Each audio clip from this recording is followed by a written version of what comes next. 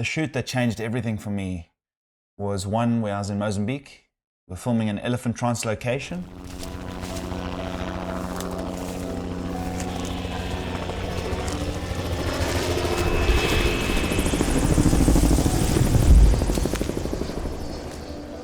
And they're being darted, lifted, put into trucks, and then moved to a different park, because what they were doing was these elephants were destroying the farmers' crops and destroying their livelihoods, and they just became quite a problem. So the best thing for these elephants was not to kill them, but to move them. And we were there capturing this. I had an 18-35, 24-70, and a 70-200. And this covered the entire range that I needed. What inevitably happened was I needed to get a bit tighter, I needed to get a bit wider, and during crucial moments, I needed to swap lenses.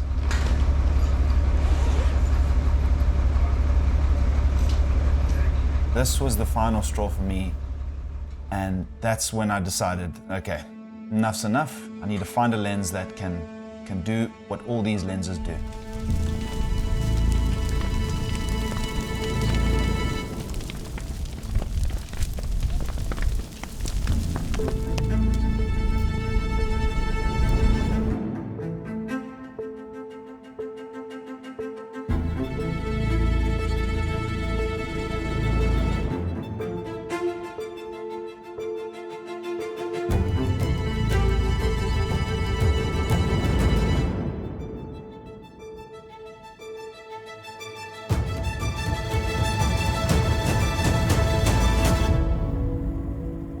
So the biggest difference in having a lens like this over having 3 different lenses, obviously the changing of lenses completely removes that need.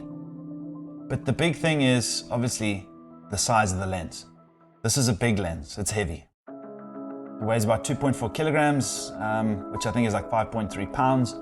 And it ends up being a lens that you're not gonna mount on a camera and hold in front of you like this for very long. It's just going to tweak your back, and you're going to end up getting a lot of back issues.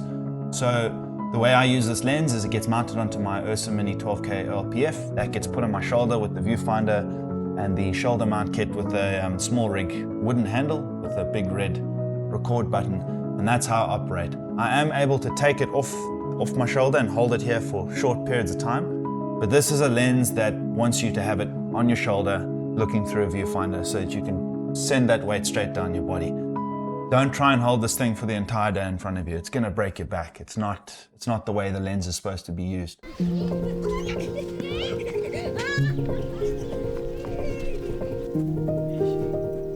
But what it meant for me was not having to miss a moment. I could shoot on this lens, get the wide shots, punch in for the tights, and just move around as the story required me.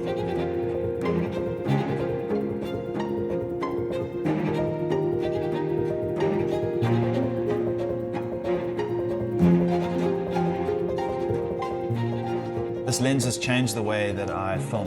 When rolling on actuality, I don't need to stop. I can just follow my character around, I can follow the subject around and capture what I need to capture.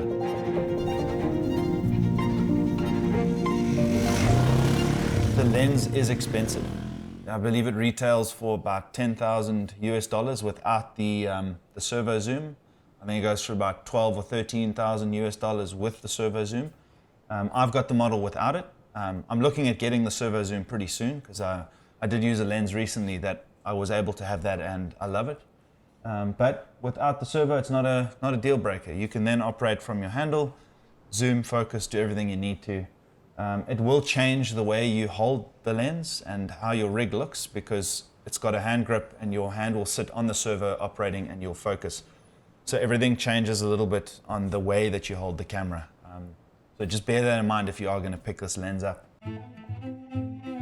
I had to adapt my body after getting this lens. You know, I had to do a bit more training to get my back and shoulders a bit stronger and just get used to the lens and just strengthen myself so that, you know, when you've got this thing on your shoulder most of the day, you can get pretty injured, and because you're leaning to one side, so you have to try and compensate for that. And exercise and training is the best way of getting used to this type of lens. And also just using the thing on your shoulder. Just put it on your shoulder and start filming, and that you'll get used to it.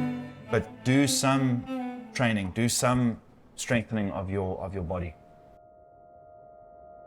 It's not the fastest lens in the world. It's T3.5, which I think it works out to like f3.2. So it's not a very slow lens, but it's not a fast lens like the Sigma 18-35, which is 1.8. You're not gonna take this with low light situations and open it way up and get the results that you would from the 18-35. But where you lose the speed, you gain the focal range. And I promise having that focal range is invaluable. Being able to go to a 20mm wide all the way to a 120 in a fraction of a second, I'd take that over a fast lens any day.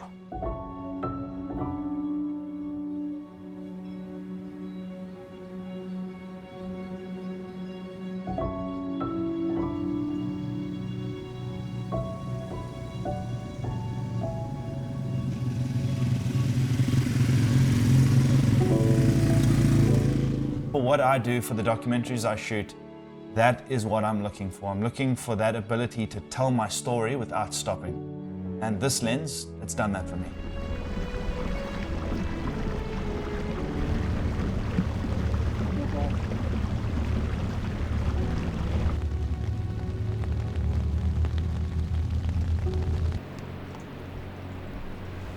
So this lens has got a back focus, which allows you to use different mounts. So you can go from PL to E, PL to RF mounts, and you're able to change that back focus to make sure that your parfocal works.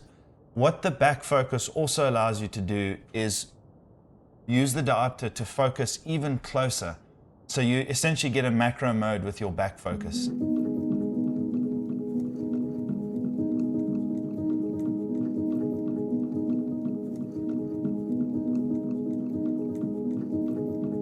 So if your hands are big enough and you use the lens correctly, you can use that macro mode to your advantage while filming. So you're 20mm all the way wide, and you can drop that macro mode to allow you to get a macro. And if you use your thumb and finger while using your focus ring, you can bring it up, click it back into the neutral position, and you can carry on focusing as normal. So it takes a bit of work, but you're able to then use that macro mode within your focal range. And you can use it seamlessly and get shots that you don't need to stop, undo it, and try and reposition yourself for a macro shot. You can, if with enough practice, you can use the macro within your focal range, and it becomes very, very powerful.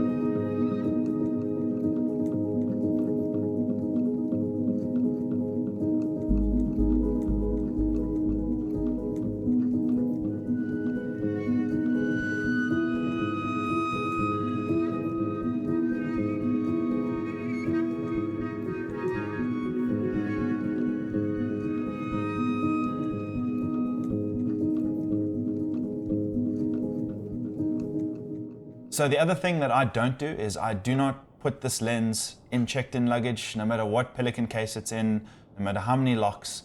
It's a lens that I carry on me. What I've gone and done is I've bought a small Bass Pro foldable canvas bag. It's just the right size to put this lens in a lens case. So once I take the lens out and start using it, I can actually take the Bass Pro bag, stuff it into the lens case, and then it's all stored away without needing to take up extra space. It just makes it a bit easier to travel with and have peace of mind that your lens, especially if you've bought it, is going to be safe. You know where it is, you know that it's on you, and it's not in some checked-in luggage that someone could force open and steal it. Because I've had lenses stolen out of my Pelican case that was locked, strap locked, and zip tied. They broke in, took every lens that I had. So carry this lens on you when you're traveling. My method of travel is in my backpack, I've got my camera, I've got my cards and batteries, and then I've got the lens in my little extra piece of hand luggage.